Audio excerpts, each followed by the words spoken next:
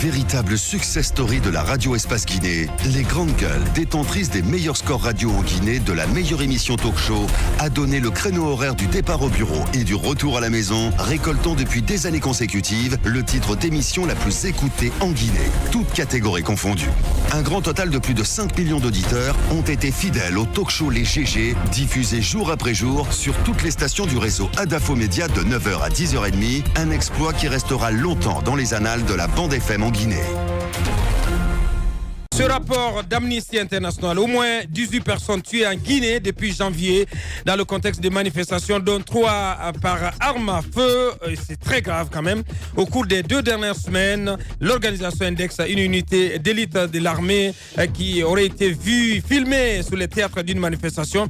À cette théorie, il faut ajouter la récente attaque qui a visé le véhicule de commandement du chef de file de l'opposition guinéenne le mardi 23 octobre ici à Conakry. L'opinion reste dans l'expectative. Les conclusions donc de l'enquête confiée au procureur Sidi Suleiman Ndiaye se faisant toujours attendre. Quel regard peut-on porter sur cette situation? Les droits humains et les libertés publiques sont-ils plus que jamais en danger? Pourquoi cette interdiction systématique du droit à la manifestation dans notre pays? Tant et tant de questions que nous allons poser dans un instant à notre invité, M. Mamadi Kaba, ancien président de l'INDH, qui va nous rejoindre d'une minute à l'autre dans ce studio. Nous avons notre invité avec nous dans ce studio, M. Kaba. Bonjour. Bonjour. Merci. Tout le bonheur pour nous de vous accueillir. C'est à moi le plaisir. Merci. On va commencer avec vous, Antoine. Bonjour à vous, M. Kaba. C'est un plaisir de vous retrouver. Mais... Sauf qu'après votre départ de l'INDH, vous êtes resté silencieux durant des moments. Expliquez-nous pourquoi. Mais pourquoi ce silence prolongé? C'était pour des réflexions ou quoi? Bon, merci beaucoup de cette opportunité. Vous savez, quand on a dirigé une institution comme l'INDH avec tous les problèmes de fonctionnement qu'il y avait, les difficultés, les stress, ça mérite que quand vous quittez, qu'il y ait un petit retrait. Monsieur Kaba, clairement, les grandes gueules. Disons-nous la vérité, on nous a appris que vous étiez très frustré. D'abord, vous n'étiez pas à la passation des services avec votre successeur. Et ensuite, vous n'avez pas apprécié la façon par laquelle Ali Diaby a été désigné pour être commissaire à l'INDH. Dites-nous la vérité. Bon, je vais vraiment pas rentrer. Dans le micro, rapprochez le micro. Je vais vraiment pas rentrer dans on a droit de savoir, M. Kaba. C'est important. Vous étiez frustré ou pas? C'est maintenant ou jamais. Pendant mon retrait, je me suis consacré à des recherches. Et oui, après la retraite, avant de parler de votre retraite, mais parlons de cette passation de service. Que s'est-il passé? Qu'est-ce que vous n'avez pas apprécié par rapport à cette entrée en fonction de Ali Diaby? Non, je ne vais vraiment pas parler. Allez, juste quelques mots, s'il vous plaît. Alors, dites-nous ce que vous pensez de la gestion de votre successeur. Non. Je pense que je ne vais pas regarder derrière. Je vais plutôt regarder devant. Parce que le constat que nous faisons l'INDH, après Mamadi Kaba n'est plus la même. Hein. Elle a beaucoup changé. On estime qu'elle est devenue une appendice du pouvoir en place. Ce qui n'était pas le cas avec vous. Vous dénonciez beaucoup. Oui, la Guinée a besoin de réformer ses institutions. Je pense que ce n'est pas seulement l'INDH. Il y a un problème de fonctionnement institutionnel.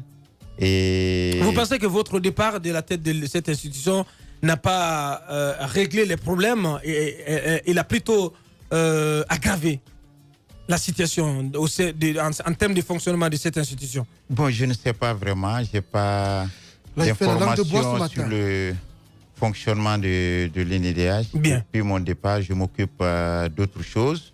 Mais je comprends qu'après la vague d'installation des nouvelles institutions, il y a nécessité aujourd'hui de tirer les leçons du passé, de ce qui a marché, de ce qui n'a pas marché, pour renforcer les capacités de nos institutions afin qu'elles puissent contribuer à la paix et à la stabilité. Vous avez suivi, parlant des institutions, vous avez suivi la crise au sein de la Cour constitutionnelle qui a fini par emporter son président Khalifa Sall. Quel commentaire vous avez à faire sur cette crise?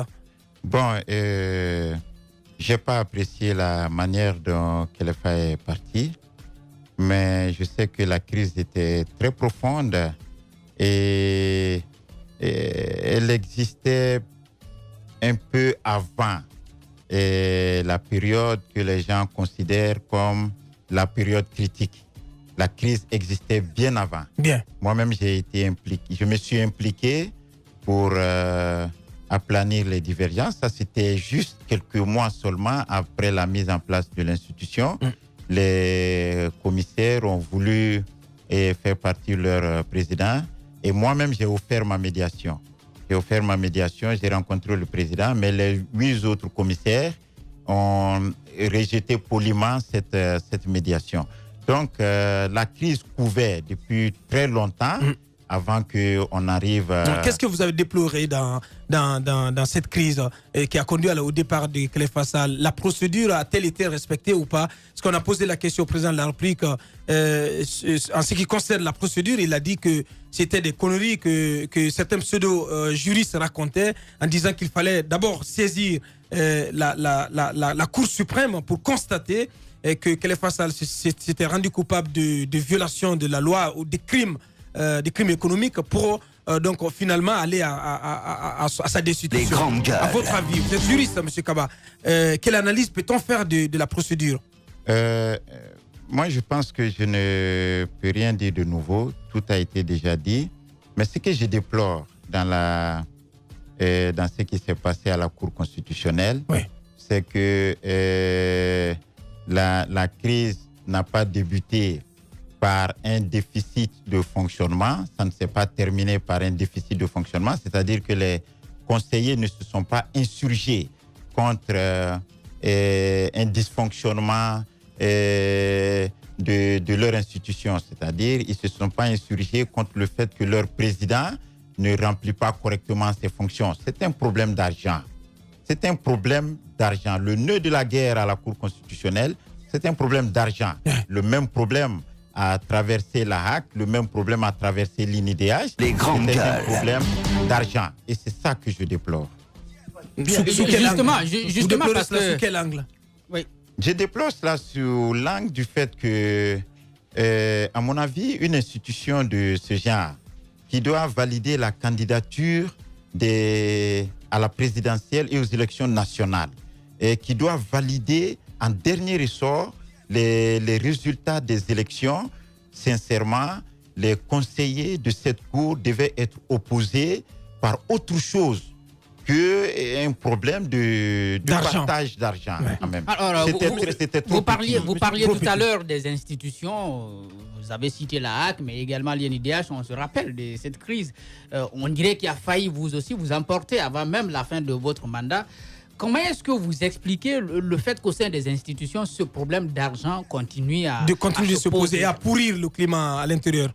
Je pense qu'il y a eu des défaillances au niveau, au moment de la mise en place des institutions. Il y a eu des erreurs qui ont été commises. Et d'abord, il y a quelques défaillances dans les lois qui fixent les fonctionnements de ces institutions.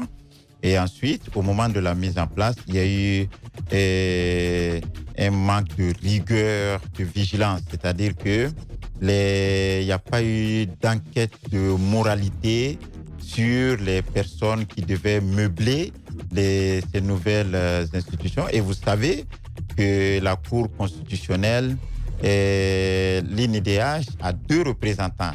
C'est la deuxième force à l'INIDH et à la Cour constitutionnelle après les magistrats. Donc, une défaillance dans la mise en place de l'INIDH aurait nécessairement un impact sur la Cour constitutionnelle. Et je pense que ces erreurs de départ-là ont continué à influencer le fonctionnement des institutions. Et tant qu'il n'y aura pas de réformes, ça va toujours continuer d'influencer leur fonctionnement. On peut toujours avoir des individus qui prennent leurs responsabilités, qui renoncent à eux-mêmes et qui se sacrifient pour leur pays. Mais une fois que ces individus quittent, et les choses reviennent comme elles auraient dû être. Bien. Sur la crise de la Cour constitutionnelle, avant d'aller à la pause, vous n'avez jamais senti à aucun moment donné une manipulation de cette crise venant du pouvoir? Moi, je sais. Je ne peux pas vraiment dire que le président de la République voulait ou non le départ de Kelefa. Mais j'ai une analyse qui est un peu bête. Je n'arrive pas personnellement à faire le lien entre le départ de Kelefa Sall et les velléités du troisième mandat. Ça ne veut pas dire qu'il n'y a pas de velléité du troisième mandat. Je ne sais pas. Mais le lien, s'il existe, il doit être très difficile à découvrir parce que à la Cour constitutionnelle, les décisions se prennent à la majorité. Le fonctionnement, c'est comme ça. Le président, à lui seul, n'a pas la possibilité d'influencer les décisions. Moi, ce que je sais, depuis le départ, n'est-ce pas, je crois 2 ou 3 mois avant même que les toges que les conseillers portent, la crise a commencé. Bien. Parce que la crise est partie de l'argent qui devait servir à acheter les toges. Ça veut dire que les conseillers n'avaient pas encore commencé à fonctionner. Bien. La crise a commencé et on a tenté les efforts pour y mettre fin, pour ne pas que ça explose. Oui, mais en ce moment, on ne parlait pas encore du troisième mandat. N'oubliez pas que les conseillers ont destitué Kelefa à la 3e tentative. À la 3e tentative. Les vérités de M. Mamadi Kaba, ancien président de l'INIDH, Institution nationale des droits humains. Donc, dans cette émission, il est notre invité. On va marquer une courte pause. D'ailleurs, on revient pour continuer cette émission. Véritable success story de la radio Espace Guinée, les grandes gueules, détentrices des meilleurs scores radio en Guinée de la meilleure émission talk show, a donné le créneau horaire du départ au bureau et du retour à la maison, récoltant depuis des années consécutives le titre d'émission la plus écoutée en Guinée, toutes catégories confondues. Un grand total de plus de 5 millions d'auditeurs ont été fidèles au talk show Les GG, diffusé jour après jour sur toutes les stations du réseau Adafo Média de 9h à 10h30, un exploit qui restera longtemps dans les annales de la bande FM en Guinée.